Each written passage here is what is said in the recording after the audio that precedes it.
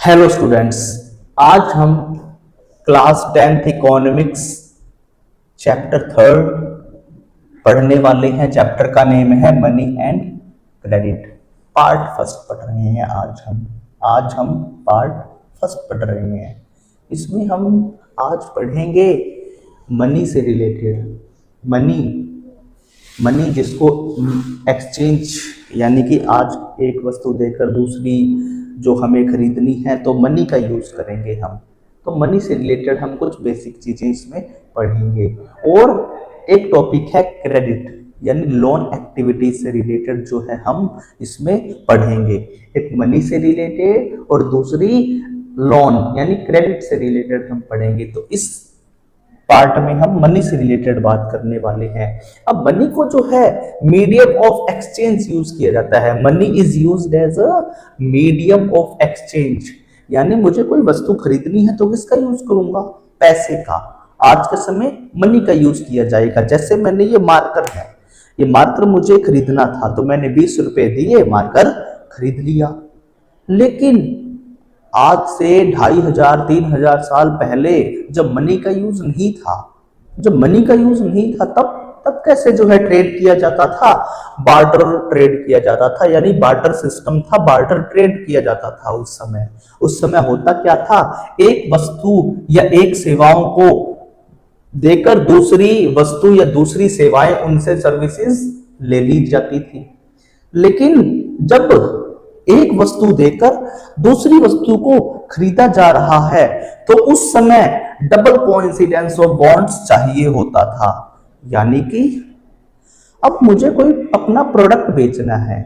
Example के लिए कि कोई भी जो है, जैसे भैंस है, मेरे पास भैंस है और मुझे अपनी भैंस को बेचना है तो मुझे पहले सर्च करना पड़ेगा आसपास के एरियाज में, दूर दराज के एरियाज में मुझे ये सर्च करना पड़ेगा कि मेरी भैंस की जितनी वैल्यू है उसके इक्वल वैल्यू वाला कोई मुझे मिले। जो भी प्रोडक्ट मुझे चाहिए तो वो लोग मुझे मिले, उसको मैं भैंसिया दूं और उससे कुछ दूसरी चीज जो है वो मुझे चाहिए वो मैं खरीद लूं। तो मुझे पहले सर्च करना पड़ेगा।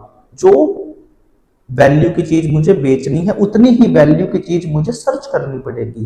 तो ये पहले चाहिए होता था डबल कोइंसिडेंस ऑफ बॉन्ड्स कि मुझे देखना पड़ेगा कि जितनी मेरे प्रोडक्ट की वैल्यू है उतने प्रोडक्ट की वैल्यू मुझे खरीदनी है, तो मुझे सर्च करना पड़ेगा। तो ये बहुत समस्या आती थी पहले, लेकिन इस समस्या को किसके द्वारा जो है सॉल्यूशन कर दिया गया? मनी के द्वारा। अब मुझे नहीं देखना कि मुझे अपनी भैंस बेचनी है। अब मैंने अपनी भैंस बेचनी है और मुझे पैसा ले लेना है और उस पैसे से जो वस्तु मुझे खरीदनी है मैं खरीद लूंगा। तो आज जो है मनी ने इस डबल कोइंसिडेंस बॉन्ड्स को एलिमिनेट कर दिया है, खत्म कर दिया है। ये बात यहां पर बताई गई है। तो हमने क्या पढ़ा? पहले मनी को जो है मीडियम ऑफ एक्सचेंज यूज किया जाता है। बार्टर सिस्टम है जिसमें एक वस्तु देकर दूसरी वस्तु खरीदना या एक अपनी सेवा देकर उससे दूसरी सेवाएं ले लेना। ठीक है, ऐसे जो है किया जाता था। और इसमें डबल कोइंसिडेंस ऑफ बॉन्ड्स की समस्या होती थी। एक व्यक्ति को अपने प्रोडक्ट के इक्वल देखना पड़ता था कि जितने मेरे प्रोडक्ट की वैल्यू है मुझे ये बेचना है तो उसके इक्वल मुझे प्रोडक्ट के जो मालिक है उसको सर्च करना पड़ेगा। लेकिन जब मनी ने ये सारा सॉल्यूशन कर दिया और मुझे जो प्रोडक्ट बेचना है मैंने बेच दिया, जो मुझे खरीदना है मैंने खरीद लिया। अब मनी का यूज किया गया तो मनी के द्वारा जो डबल कोइंसिडेंस बॉन्ड्स है इसको खत्म कर दिया गया। अब पुराने समय में मनी कैसे यूज होती थी? पुराने समय में कैसे कैसे जो है सिक्के वगैरह यूज किए जा रहे थे। जैसे पंच मार्क्ड कॉइन यूज किए जाते थे। अब होता क्या था? एक माउल्ड तैयार किया जाता था।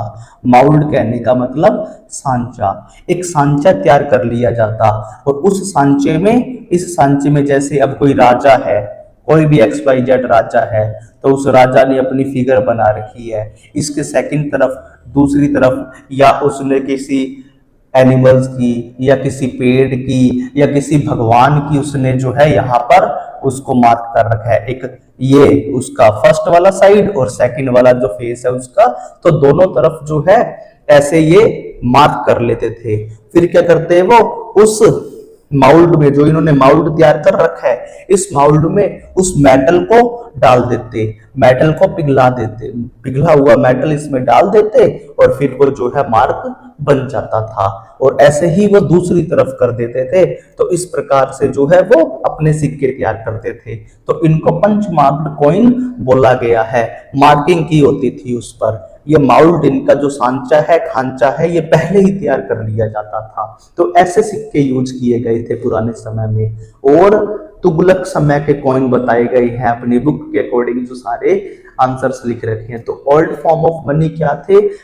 अर्ली पंच मार्क्ड कॉइन इस प्रकार का जो था। तुगलक के समय जो तुगलक डायनेस्टी थी उन्होंने जो है कॉइन्स का यूज किया। अब उससे पहले जो अपनी गुप्ता डायनेस्टी थी उन्होंने अपने सिक्के यूज किए। अकबर आया था तो अकबर ने सोने के सिक्के यानी सोने की जो मोहरें हैं वो जलाई थी। तो वो यहाँ पर जो है बताया गया है। तो इस प्रकार की कुछ अर्ली फॉर्म्स ऑफ मनी है। तो ये एमसीक्यू में क्वेश्चन बन सकता है, आपको पहचानने के लिए देगा अर्ली ये जो है ओल्ड फॉर्म ऑफ मनी और मॉडर्न फॉर्म ऑफ मनी। कोई भी दोनों में से क्वेश्चन देकर आपसे जो है एलिमिनेट करवा सकता है। ये एमसीक्यू में पहचानवा सकता है आपसे। तो अगला जो है मॉडर्न फॉर्म ऑफ मनी। आज के समय जो है पेपर नोट यूज किए जा रहे हैं और कॉइन्स यूज किए जा रहे हैं। तो ये मॉडर्न फॉर्म ऑफ मनी है।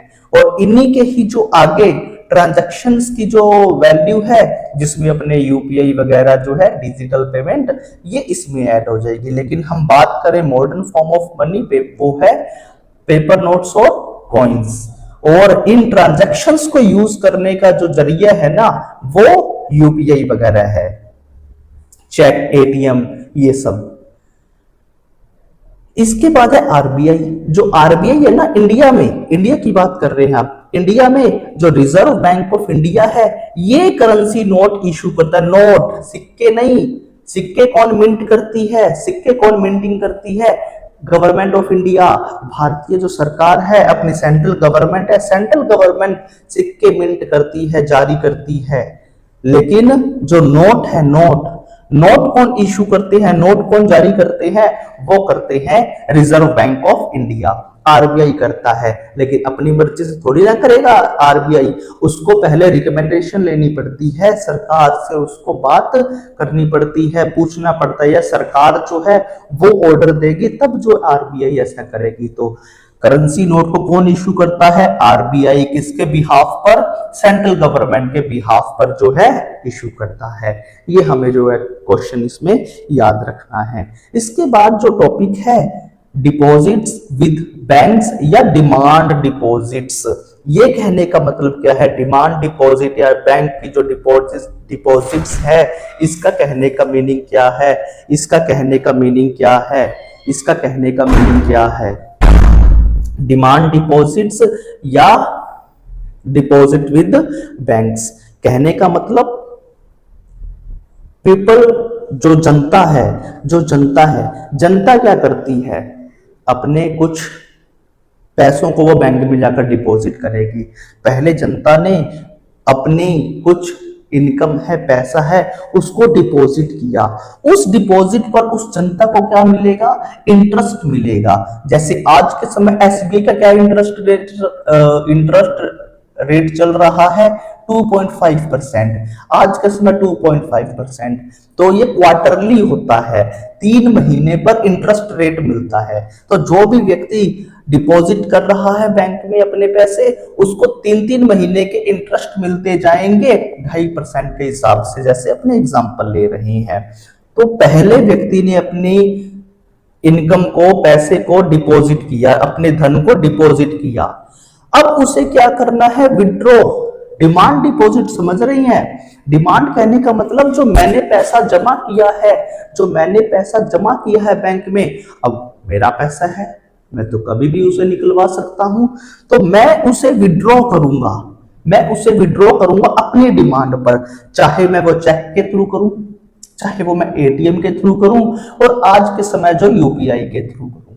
तो मैं किसी भी तरीके से जो है अपने पैसे को निकाल सकता हूं बैंक से, अपने डिपॉजिट को मैं कभी भी जो है वो विड्रॉ कर सकता हूं, निकाल सकता हूं, क्योंकि ये मेरा पैसा है। मैं अपनी डिमांड पर जो है मैंने डिपॉजिट किया था, और मैं अपने डिपॉजिट को अपनी डिमांड पर मैं निकाल भी सकता हूं पैसे को। और जो ये पैसा है उस पर मुझे क्या मिल जाता है, इंटरेस्ट मिल जाता है। और जो ये पैसा मैंने डिपॉजिट किया, जो मेरा पैसा था, जो भी था, मैं बहुत गरीब हूं, मेरे 100 रुपए थे, मैंने 100 रुपए डिपॉजिट किए थे।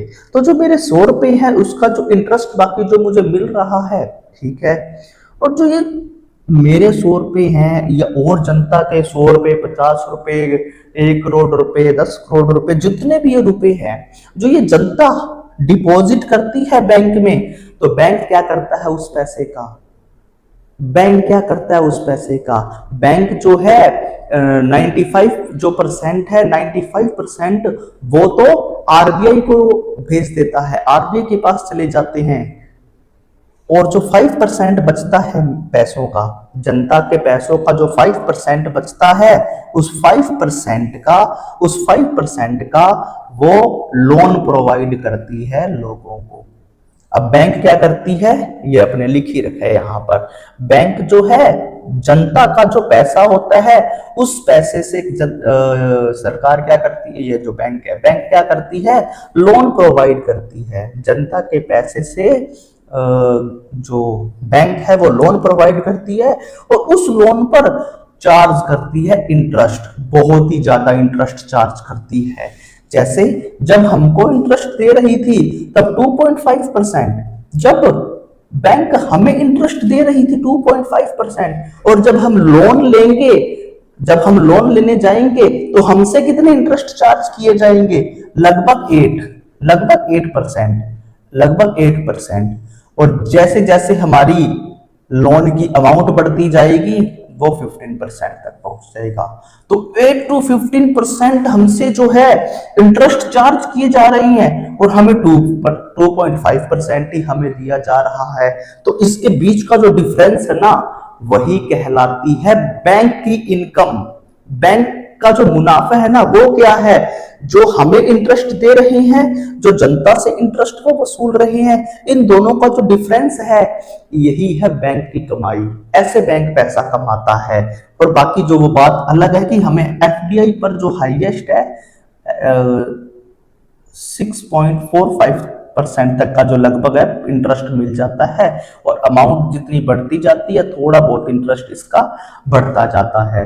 तो हमें जो हमारी सेविंग अकाउंट है उस पर 2.5% इंटरेस्ट रेट, और जो हमारी फिक्स्ड डिपॉजिट है, फिक्स्ड डिपॉजिट पर 6.5% जो है इंटरेस्ट रेट जो है वो चल रहा है। तो इस प्रकार से जो है बैंक में हम पैसा जमा करते हैं, बैंक से हम पैसा निकालते हैं, चेक, एटीएम या यूपीआई के थ्रू, जिस पर हमें इंटरेस्ट भी मिलता है हर 3 महीने पर। जो हमारा पैसा जो होता है, जो जमा करते हैं, उन जमा किए गए पैसों का जो कुछ पैसा जो है बैंक आरबीआई को दे देती है, और बाकी जो बचा पैसा होता है वो जनता को लोन प्रोवाइड करती है, और उस लोन पर बहुत ही ज्यादा इंटरेस्ट चार्ज करती है, और ज्यादा इंटरेस्ट चार्ज करती है, यही तो बैंक की कमाई बन जाती है। तो हमने जो है मनी से रिलेटेड आज ये सारी चीजें जो है पढ़ी है। अब